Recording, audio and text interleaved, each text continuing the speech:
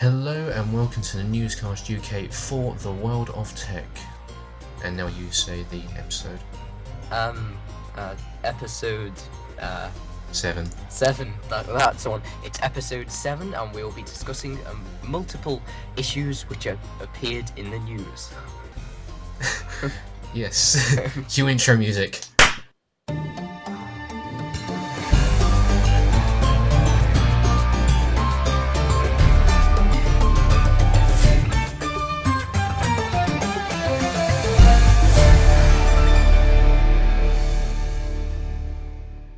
Okay, so the intro music is now gone. We are now moving over to the news. Okay. Okay, so Story number 1. So before we get into story number 1, we would like to discuss world of tech things, just to say we are not dead, and we apologise for the lack of content going out, because we have been in a bit of a messy state recently. If I mean, you can agree on this, can't you? Because you were ranting about it on Skype earlier. Absolutely, things are changing. Things are changing. Don't worry, we are not dead. We are not changing. dying. It's all going fine. It's just a break of rest. It's just a break of rest. Yes, it's a break before the Christmas break, so we have double breaks anyway. Anyway, we're not lazy. no. Not at all. So the first topic we're going to go into, and these won't be a week old like the last one. I'm sorry. Is Microsoft. Yes. Before you pause this, Microsoft leak reveals hotfix for underperforming Bulldozer CPUs. So if you didn't already know, AMD released a CPU named Bulldozer, which was disappointing on release. What a name for a CPU. Yeah, especially one that was meant to completely bulldoze, hence the name, Intel's competition, and ended up flopping miserably. So Microsoft have stepped in to help, and now are releasing a Windows 7 fix, which should hopefully fix the software end of the problem, because apparently Windows isn't optimized for Bulldozer's turbo core designs and, just things with the 8-core design. It wasn't optimized for, so Windows is now going to be optimized for it, hopefully in the near future. May I just say, it says here on the story that it was optimized for Windows 7 and Windows Server 2008. Who actually still uses that?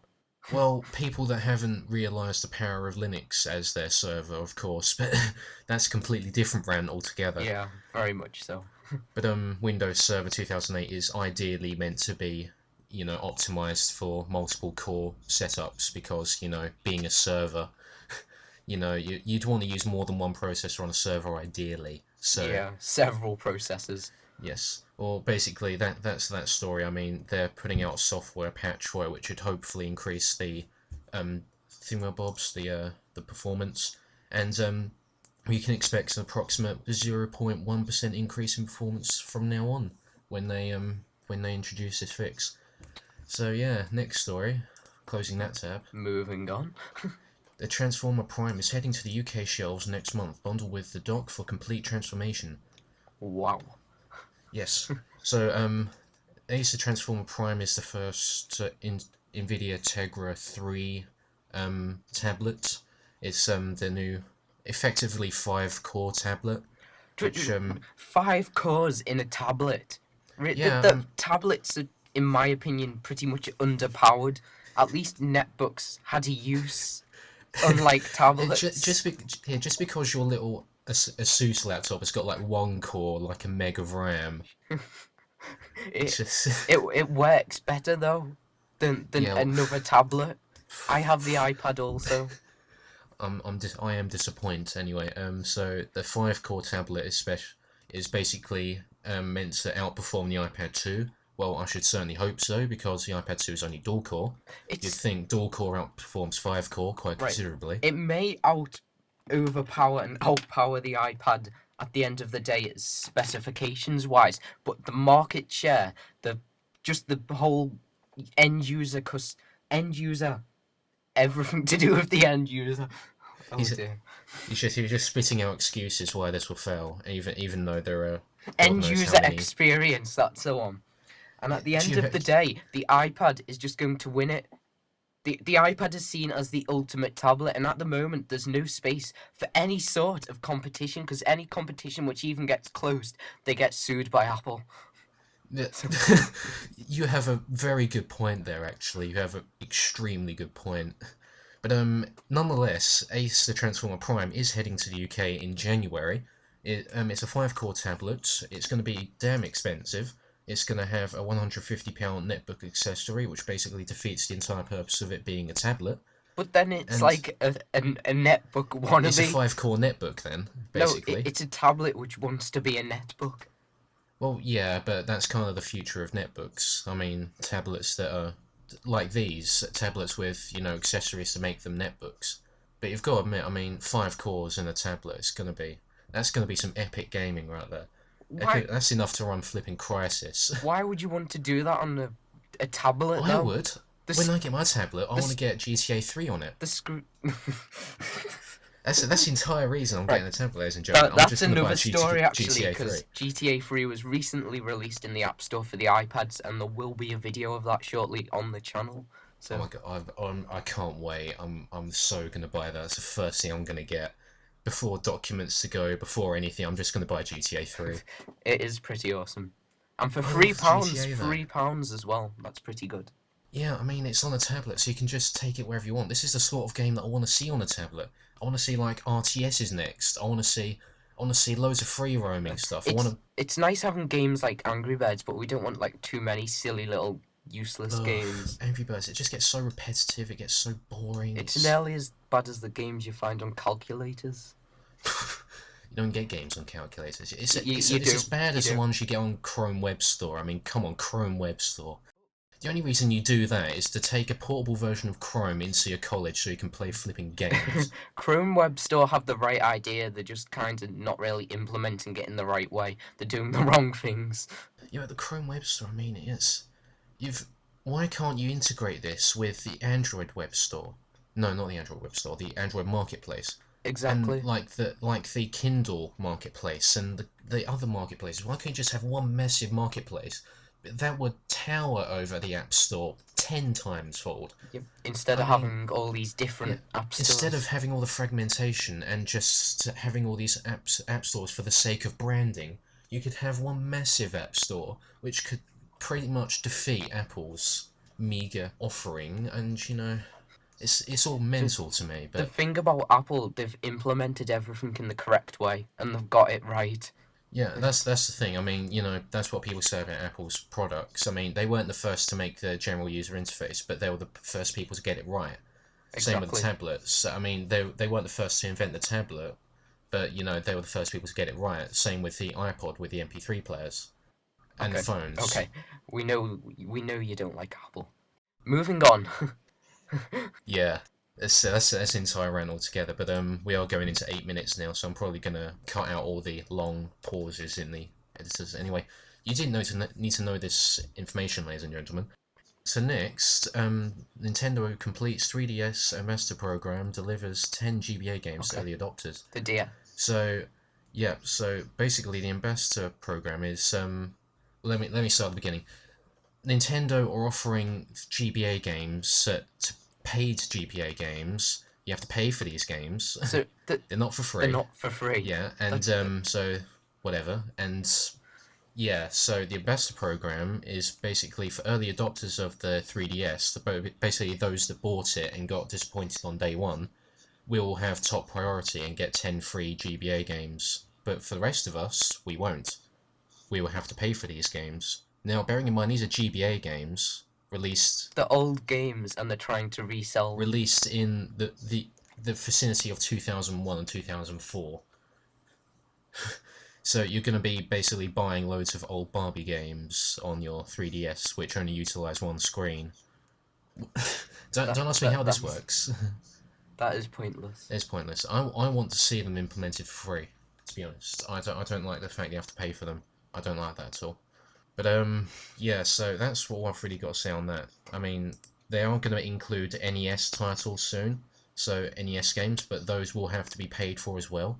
It NES games. romworld.com. You shouldn't be promoting the illegal downloading of games. not on this completely legitimate It podcast that has been painstakingly and professionally assembled. Anyway, sure, I'm just gonna move on to the next one. So, seeing as David doesn't know what Skyrim is, I'm not even gonna ask you for your opinion on this. fair The enough. Elder Scrolls V Skyrim ships 10 million copies as of now, basically. Well, as of 2 days ago. But yeah. So Skyrim is now a fairly popular game. This is on technobuffalo.com if you want to see this article. It's of course it wouldn't be on thewildtech.com because anyway. Yeah. So Skyrim sells 10 million copies. Yep. This it's nothing compared to Modern Warfare 3 and Call of Duty. As much as that pains me, but you know, Skyrim is now officially a very popular game, and these 10 million copies, I think they're a total of all the games sold on the Xbox 360, PS3, and PC. So, you know, it might be like 1 million on the PC, 7 million on the PS3, and 2 million on the Xbox 360. That's not accurate at all, but you know, that might be how it divides, but either way, that's how all of them are counted. So, next one, Apple iPad mini rumours surface again for late 2012 release. What do you think of this? Large iPod. No, that really would be a large iPod. It's pointless. It'd be too small, really, to do anything productive on it. I think the entire reason they could potentially do that, I don't think they will, is to compete with the likes of the 7-inch tablets like the BlackBerry Playbook, the Samsung Galaxy 7-inch, well, no one needs to compete with the BlackBerry Playbook. Let's be real here. But you know, just other tablets like, you know, the Amazon Kindle Fire. I mean, that's quite a hot tablet at the moment. That's a very hot tablet at the moment. But you know, I just couldn't see Apple doing it. I just couldn't. It'll be, like you said, it'll be pointless. Yep, pretty Yeah, pointless. so That's. it'll be pretty I don't pointless. think they'll do It'll it be, at all. So it will just fit the stereotype of being a massive iPod Touch, and you know, there's no point in doing that. So anyway, next one, Sony Tablet S updates adds support for PlayStation 3 controllers. So like the like Chrome, Google's Chrome, adding support for game controllers because they want to delve into the games market. Good luck to them. So Sony Tablet S is updating supports PlayStation 3 controllers. So which is pretty much a blatant call to say that, you know, oh no, we're supporting games as well on our platform. This is probably going to bring more games to Android, but knowing knowing Sony, they're probably just going to keep this in their own little proprietary world and not let anyone else with an Android tablet access to Sony the games. Android marketplace just about works. Never mind downloading games from it. Yeah, that's another marketplace for people to buy things from, the Sony marketplace, where you get all the old PlayStation games and all the new PlayStation games. I mean, even then, why would you want a game with a controller on your tablet? Unless they're bringing out like a dock for it. I mean, you wouldn't be holding the tablet in one hand and the controller in another hand. It just wouldn't work. It's not ergonomic whatsoever. Anyway, next one, closing that tab. Ice cream sandwich update is rolling out to a Nexus S. For someone who doesn't own an Nexus S, I don't really care, but you know, this is a point of interest for anyone who does own an Nexus S. All three people, but I'm sure there are more than that. But Google Nexus. yeah. So ice cream sandwich 4.0, not 4.0.3, mind you, just regular 4.0 is updating to the Nexus S. On that note, on that ice cream sandwich note, the Acer Iconia Tab A500 is actually getting an unofficial update to 4.0 as well. The only problem is nothing but the touchscreen works in it as of yet, so it's going to be it's going to take a while. That's pretty useless. Yeah, it's pretty useless. So I feel like I'm doing most of the talking in this podcast. But anyway, moving on to more desirable news, Linux news, of course, because everyone wants to know about the latest Linux happenings. This news is more for people that care. So Linux kernel 3.2 release candidate 6 has released at this point. Linux 3.2 is a massive release, absolutely massive. It's got thousands upon thousands of bug fixes, thousands, I swear. And that must have took them a while. It didn't. Surprisingly it didn't. It's just, you know, there's just loads of things in there, like support for Intel Ivory Bridge and other things like improvements to audio and stuff. I mean, it's Oh, just a good. massive release. And he's actually said, Linus Torvalds has said that this is going to be a bigger kernel size. So the file size which you download is going to be bigger. It's very exciting. I mean, Linux 3.2 is a massive release. Anyone who likes Linux and wants to download the latest kernel, you should definitely get on this. And it's going to be default, I think, in Ubuntu 12.04, so that's a bonus. Anyway, we're moving on because this is dragging on a little bit. Some developer news for those that develop, basically. Qt 4.8. For those that don't know, Qt is basically is like a framework or so it's basically a development platform where you develop applications for in different languages and stuff, and it's a bit like Visual Basic or C#. In fact, it's actually very similar, only it's developed by Nokia, which don't let that put you off. It's very good. And then basically, the 4.8 release implements platform abstraction, so it's now can be ported to different platforms, and so yeah, that's good. And the next one is like a new WebKit thing, which WebKit is like, I don't know, internet rendering or something, I'm not sure. But you know, it's new WebKit and stuff. And amongst other things, this is like a gear up towards Qt5, which is the next major release, which is going to incorporate tons of new things, none of which I understand. And on that note, I'm going to move on to Linux Mint 12, which is a very happy release. Which I didn't know about. Which you didn't know about. But basically, try and ignore the video on the World Tech. Oh, thanks a lot. He's reviewing Linux Mint 11, which is a year out of date. It wasn't a review, it was an overview. It's an overview, was it? But Linux Mint 12, I couldn't get it to work, which isn't a good start. But Linux Mint 12 basically incorporates GNOME 3, but instead it has loads of really traditional GNOME features, like, you know, the top bar and stuff. It looks really nice, but the problem is, if you've got an ATI graphics card, it won't work very well, if at all. Nice, it's grey. It's just grey. Grey. It's greater. It's got a brand new menu system, which I don't like, because it pretty much streamlines the entire thing and has next to nothing on it. It has a new Alt-Tab menu, which doesn't look very nice. It's just moving on. I'm not a huge fan of it, but the thing It's very simplistic. The thing I do like about it is that the rounded edges on the window are actually properly anti-aliased, so they're not you know, pixely. You can't blatantly see the pixels. It's all smoothed out and lovely. I do like that. I do really like that. This entire distro is incredibly smooth. I do like it, but the problem is you have to be on either an Intel or Nvidia graphics card. But yeah, so What about AMD? AMD, you wouldn't want to. Trust me, I tried it on my laptop and basically it crashed every time I tried to do something. Kernel panics and everything. Yes, moving on to our last story. Android 4.0.3 brings updated SDK tools. Again, for developers, if you like Android, 4.0.3 basically brings incremental upgrades to the Android platform.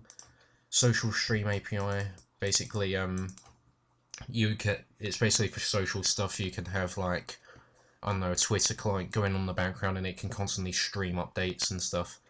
Calendar enhancements, camera capabilities, accessibility refinements, incremental improvements in graphics database, blah blah blah, Bluetooth.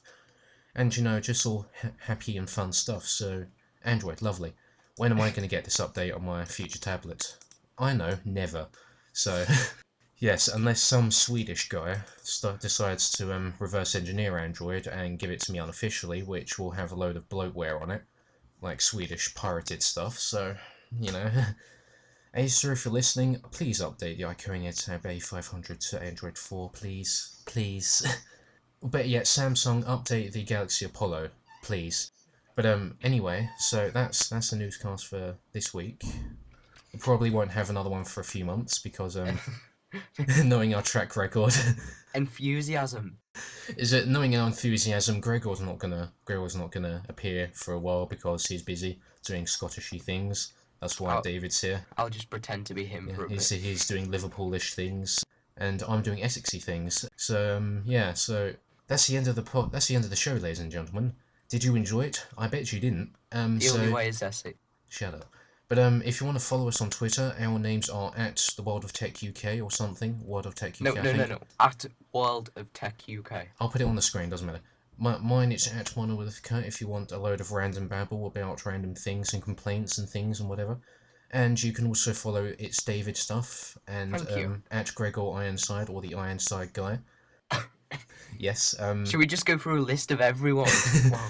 You can also check out our website, theworldoftech.net. You are among. Well done. They're on it. Yes. You can further check out our site then. Check out all the nice things that David's been doing, all the refinements. It is now much faster. I know this firsthand. I'm running Firefox and it is very fast. It is much more streamlined and refined. The feature bar is gone because it looked ugly. So yeah. So we hope you enjoy our website. We hope you enjoyed this Very podcast. Yeah.